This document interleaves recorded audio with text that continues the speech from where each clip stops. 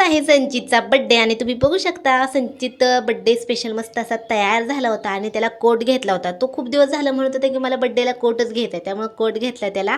आणि केकला आम्ही काय केलं तर एक दिवस अगोदरच ऑर्डर दिली ना मग एकदम छान फ्रेश असा केक मिळतो. नंतर माझी मम्मी पप्पा छकुली आली, लहान भाऊ काय आला नव्हता, त्याला घरीच बसवलं होतं घर सांभाळायला. नंतर बड्डेची सगळी तयारी केली आणि मग संचितला हार वगैरे घातला. आता छोटासा मिनी ब्लॉग आहे त्यामुळे सगळं डिटेलमध्ये काही मला दाखवता येत नाही, त्यामुळे सगळ्यांनी ओवाळून वगैरे घेतलं.